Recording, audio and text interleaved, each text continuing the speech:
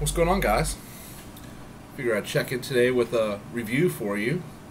And today I am going to be reviewing the Ipv3 Li.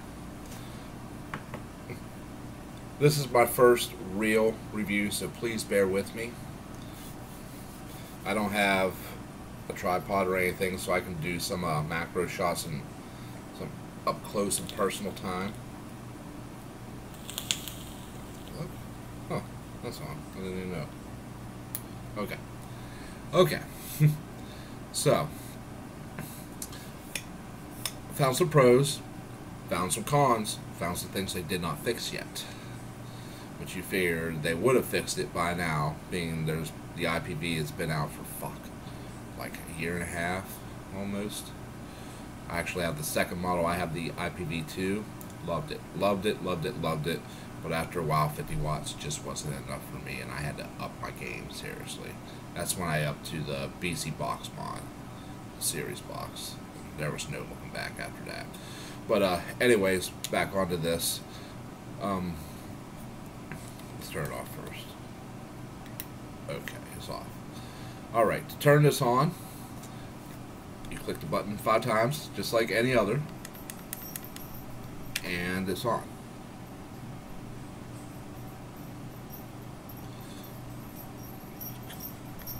Now, here's the menu. The menu is very, very easy to read here. Let me see if I can hold this. There we go. We got it upside down. There we go. You got your wattage right here. Your ohm load right there. And the little M5, that's for the memory for presets. And you have your wattage right above the ohm and your battery life right beside it.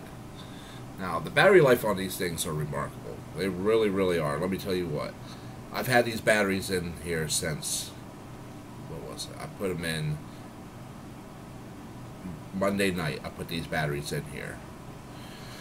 And the battery life is remarkable, because when I first got this thing, I threw fresh batteries in it, and I rocked this bitch. I rocked it hard. I just put it straight at 200 and rocked it like that for 2 hours and just vaped hardcore. And the battery life did not sag at all. Like whenever you normally with my IPv2, when you hit that button, the battery life, it'll sag down real fast because it's trying to supply that power. It does not do that with the Ipv3 Li at all. They have improved on that, which is a big improvement.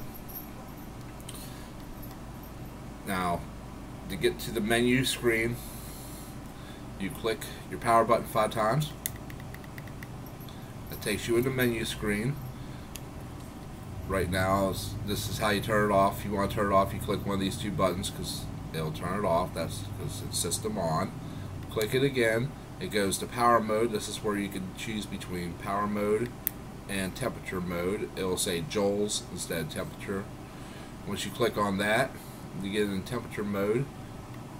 Click the button again. It gives you the choice between Fahrenheit and Celsius. I choose Fahrenheit, of course. Click the power button again, and it gives you a chance to choose your temperature. And you use your up-down buttons to choose that. Then after that, it gives you the option to choose your coil, which you need to do. Right now, I have a nickel 200 in here. If you press the button, it will give you the choice of titanium. Well, I have nickel in there, so we gotta keep it like that. Press your power button again, then it comes to the exit, and press either button, and it'll back right out of it. So, let's throw a nickel build on here.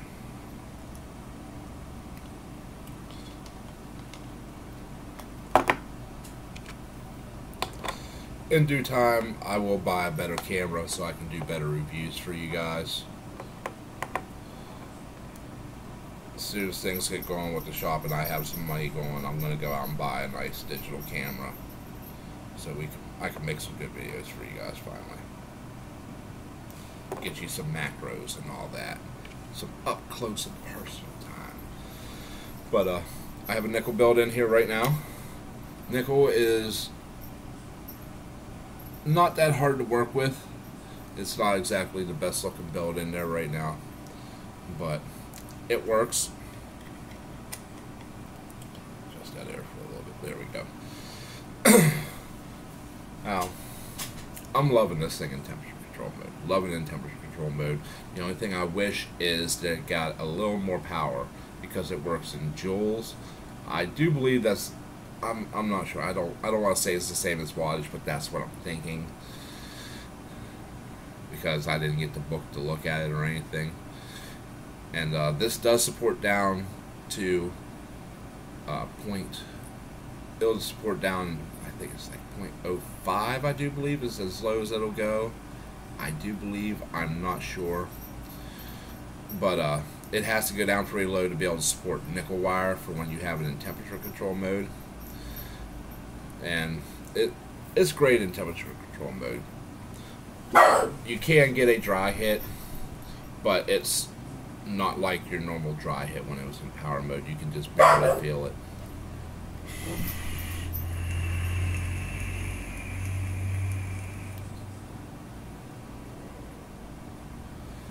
You can take massive hits in temperature control mode.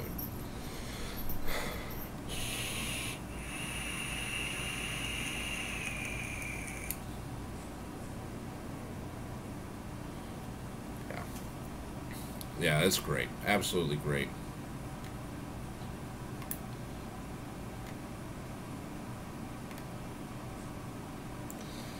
Now, pros and cons. Pros, I'm pretty sure this is true wattage you're getting. I mean, there's definitely a little bit of a drop in there, a little bit of a sag, but it's not very noticeable at all.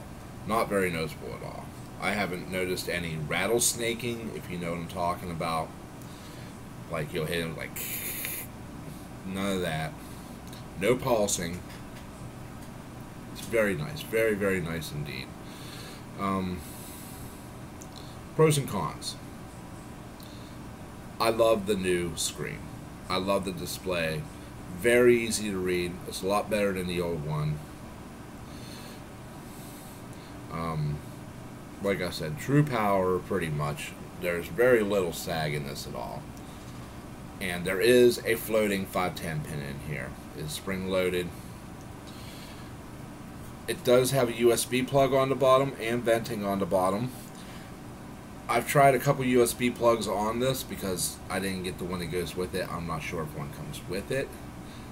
I'm not sure. I didn't get the box or the book or anything. Dave just gave me the mod to do the review. I'm not sure about that right there. I've tried 3 different USB plugs that all fit into it, and I haven't seen that it was charging. There's nothing indicating that it was charging, so I don't know if that worked or not. I think I prefer to change my batteries out myself. Take them out, put them in the charger.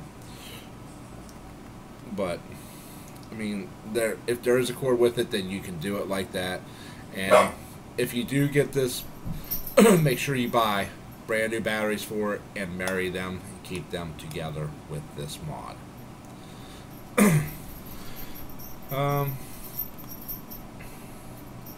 Cons. They have not fixed the sensor yet. Still have not fixed it. When I first got this, I put a couple drips on there. It didn't fire. I thought, oh, okay, they fixed it. And I still had it in the sensor mode. And it got a little wet on my thumb. And I pressed it, and I let off, and it continues to fire. And I'll actually show you that right now.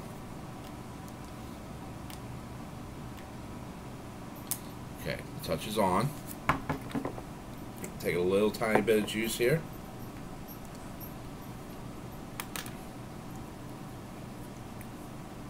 Get the shit out my eye. And we just take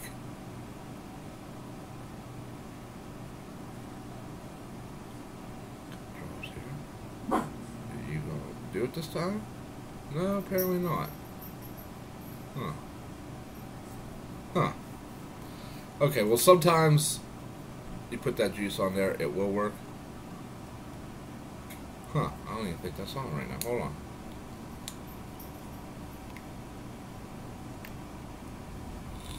Okay, let's try that again.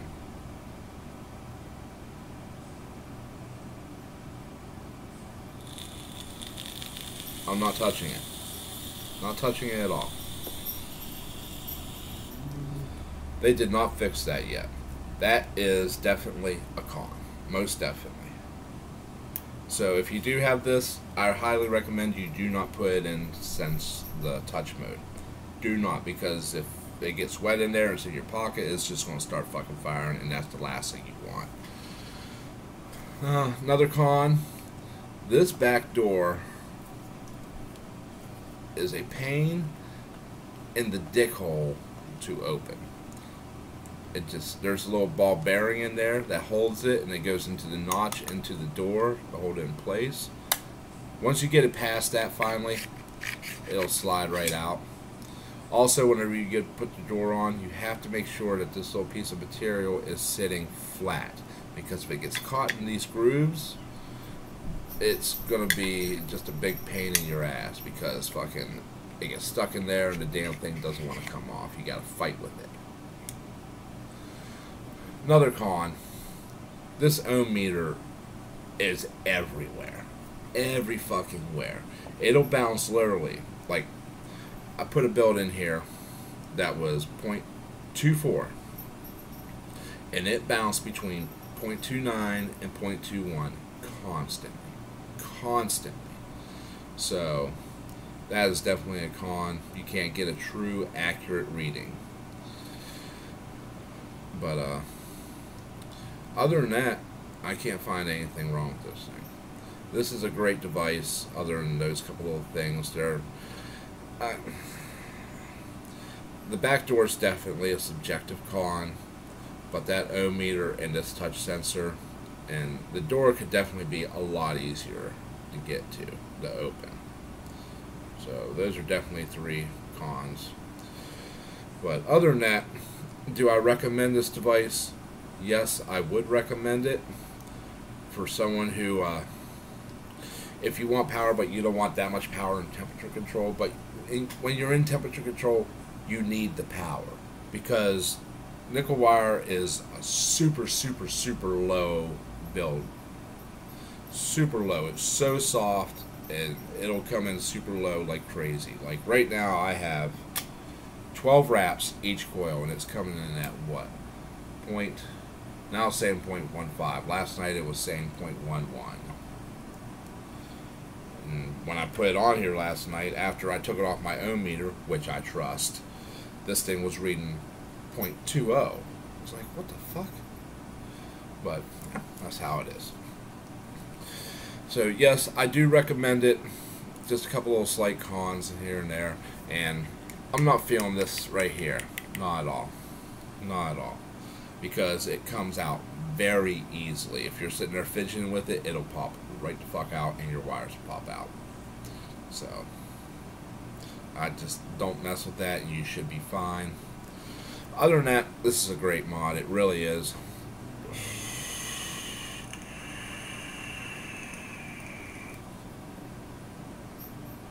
Do I recommend it? Yes, I do.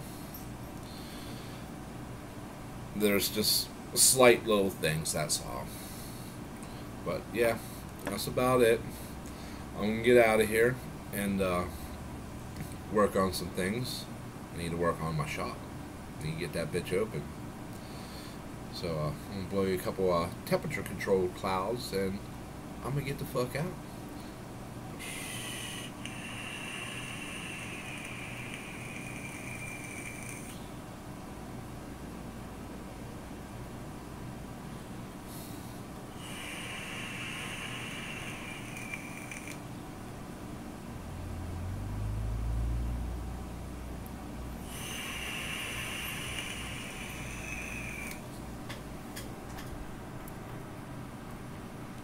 I'm out, bitches.